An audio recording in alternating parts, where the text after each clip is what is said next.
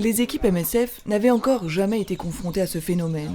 Une épidémie d'Ebola qui se propage sur plusieurs zones, passant du sud-est du pays à Conakry, la capitale. Aujourd'hui, 5 villes de Guinée sont touchées.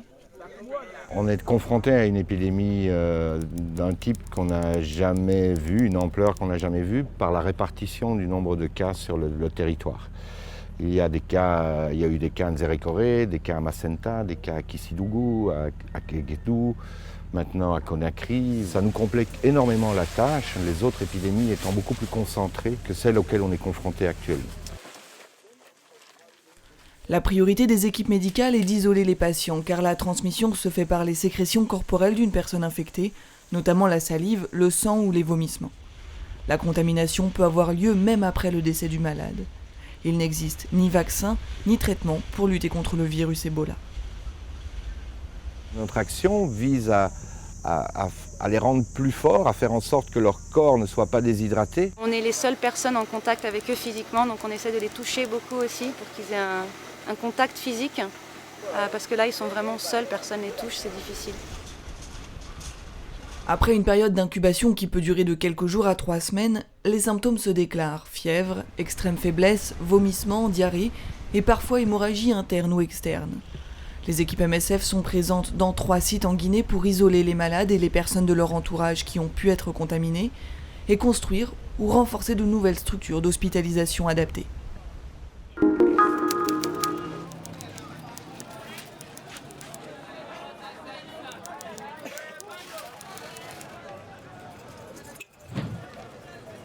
Hôpital préfectoral de Carnot, à la fin de l'année 2011. La situation sanitaire est désastreuse. 35 enfants décèdent ici chaque jour, emportés par les diarrhées, les infections respiratoires et le paludisme. Carnot, 2 ans plus tard, la situation est plus inquiétante encore. À la crise chronique s'est ajouté un conflit dont les conséquences sont dramatiques pour la population. Depuis 1 an, qu'est-ce qui s'est passé? Une succession d'épisodes particulièrement aigus qui se sont caractérisés par des tensions, des combats entre des groupes armés, des conflits intercommunautaires, interethniques et confessionnels. On a quand même sous les yeux des blessures qui montrent l'acharnement, le désir de tuer et parfois sur des enfants, sur des femmes. Par arme blanche, qui est particulièrement difficile à supporter. C'est des situations qui pour les équipes terrain et moi aussi, nous ont beaucoup frappés. Dans un rapport publié le 19 mars, MSF dénonce 1 an d'escalade de la violence. Les exactions commises par les ex-rebelles de la coalition Séléka en 2013, lors de leur offensive et de leur prise de pouvoir. En réaction, l'attaque des milices anti-Balaka sur Bangui en décembre 2013, les atrocités commises en représailles sur les musulmans associés aux ex-Séléka, leur exode massif vers les pays environnants. Aujourd'hui, le chaos aggravé par le développement du banditisme touche toute la population, à Bangui comme dans le reste du pays. On se retrouve actuellement dans une situation un peu improbable dans une grande partie du pays, avec des populations enclavées qui sont protégées soit par les forces françaises Sangari, soit par les forces de l'Union africaine MISCA, avec les anti-Balaka autour. Il y a une tentative de désarmement qui marche quand même moyennement bien. Et ce que l'on voit par exemple à Carnot, c'est que dès qu'un homme sort de l'enclave de l'église, il se fait tuer. Rien ne permet aujourd'hui de prévoir une amélioration de la situation. L'urgence perdure, comme l'ont montré les violents affrontements qui se sont succédés fin mars à Bangui. MSF a pris en charge une 30aine de blessés en 2 jours seulement. Parmi eux, il y avait 16 femmes et 4 enfants.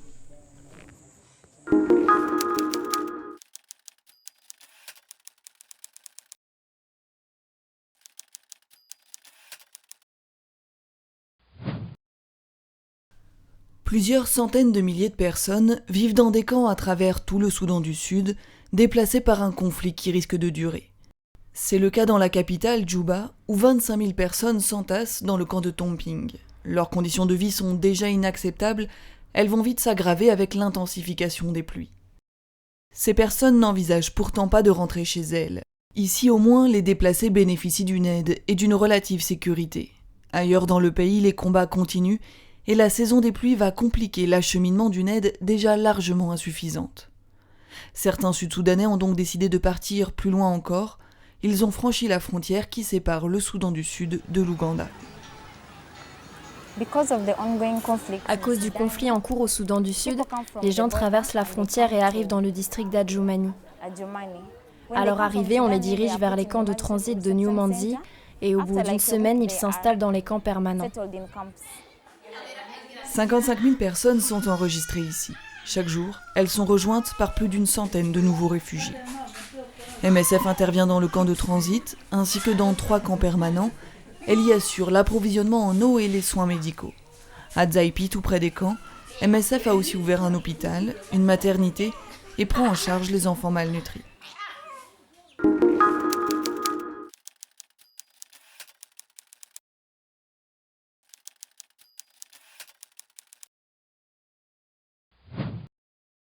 Il y a 20 ans, l'équipe MSF présente à Kigali voit la ville sombrer dans la violence. Ce sont les premiers jours de ce que l'on appellera plus tard le génocide. Pour l'heure, l'équipe tente de venir en aide aux victimes, mais elle est vite débordée. Le 13 avril, une équipe chirurgicale MSF, en collaboration avec le Comité international de la Croix-Rouge, arrive pour la remplacer. On a décidé avec eux de s'associer pour faire un hôpital de campagne. Quand on passait les barrières des miliciens, ces derniers nous expliquaient que notre travail ne servait à rien, que de toute façon ils avaient prévu de tuer tous les Tutsis. Et en pratique, c'était impossible de transporter des hommes adultes. Donc on avait quand même beaucoup de mal à faire ce travail de transport des blessés. Pendant des mois et à travers tout le pays, MSF va continuer son action au Rwanda. Ces principes humanitaires seront souvent bafoués par les génocidaires qui n'ont pas hésité à poursuivre leur massacre au sein des structures médicales, ciblant les patients comme les soignants. Les secours humanitaires étaient régulièrement détournés à des fins criminelles, pour tuer les gens. Et pendant le génocide, c'est évident, les lieux de refuge sont transformés en abattoirs. Des lieux, des hôpitaux, des centres religieux où les gens auraient dû normalement être accueillis et protégés, ça a été au contraire les lieux où ils se sont fait exécuter en priorité. 20 ans plus tard, les équipes restent profondément marquées par ce qu'elles ont vécu au Rwanda. Rien que dans le génocide, on a perdu au moins 200 collègues rwandais avec qui on travaillait, qui ont été massacrés. Et on était tellement surpris par l'importance des événements, leur radicalité, etc., qu'on n'a pas toujours fait ce qu'il fallait pour aider nos collègues à s'enfuir. Les équipes médicales sont confrontées quotidiennement à l'horreur quand elles réalisent que ces tueries sont en fait l'extermination programmée de tout un groupe. Les limites de l'action humanitaire leur apparaissent plus clairement que jamais. Pour la seule fois de son histoire, MSF demande publiquement une intervention armée en rappelant une vérité toute simple, on n'arrête pas un génocide avec des médecins.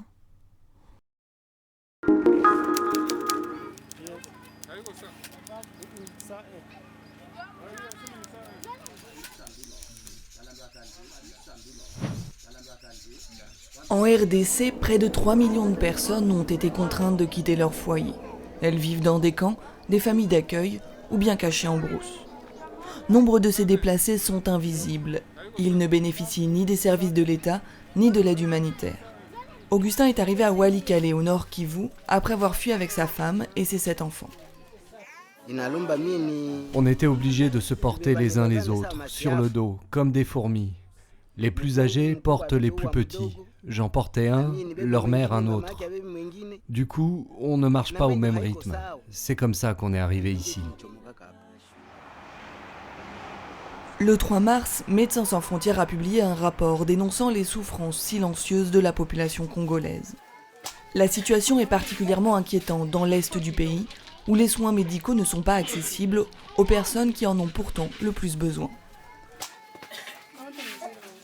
Wamama wengi hata na mpaka hivi sasa hapo niko nawaambia hapa ndani ya hospitali yetu kuko wamama wengi walipita na wanaume kiolela walizala, hiyo wengi wanafika kabisa na hospitali tunawaona. Telemaki alibakia kunyumba siku za kutosha, anakosa pesa za kulipa, anaogopa.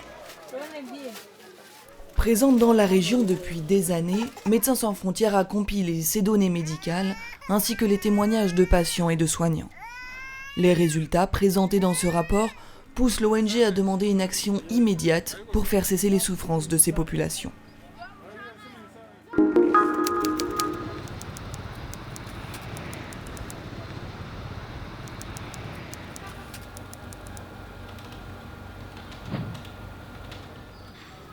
La prévalence de la tuberculose au Cambodge force les équipes MSF à innover.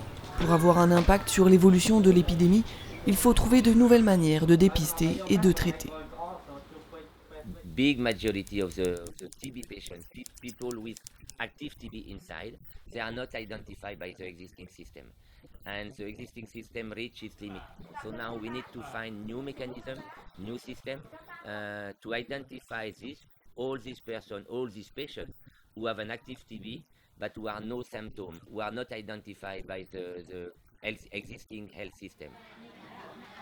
Pour cela, les équipes ont mis en place un projet pilote de dépistage actif. Plutôt que d'attendre que les personnes qui présentent des symptômes de la tuberculose viennent se faire dépister à l'hôpital, elles se rendent directement parmi les groupes à risque, comme par exemple chez les personnes de plus de 55 ans. 2 personnes sont chargées d'aller dans les communautés pour faire de la sensibilisation, pour expliquer notre activité, préciser que tout est gratuit, détailler comment cela fonctionne et comment nous allons les emmener à l'hôpital, et aussi pour répondre aux questions. Elles distribuent des brochures pour informer les gens et ensuite ils sont transportés ici, sur le site. Une fois à l'hôpital, les personnes bénéficient d'une radio des poumons et d'un examen clinique. Pour les cas suspects, on procède ensuite à l'examen d'un crachat. Les premiers résultats montrent que les équipes dépistent environ 2 fois plus de cas de tuberculose. Mais de nombreuses personnes continuent de passer entre les mailles du filet. Les commerçants, par exemple, qui ne prennent pas le temps de quitter leurs échoppes pour venir se faire dépister. L'équipe de sensibilisation insiste auprès d'eux pour s'assurer que tous ceux qui ont besoin d'un traitement puissent en bénéficier.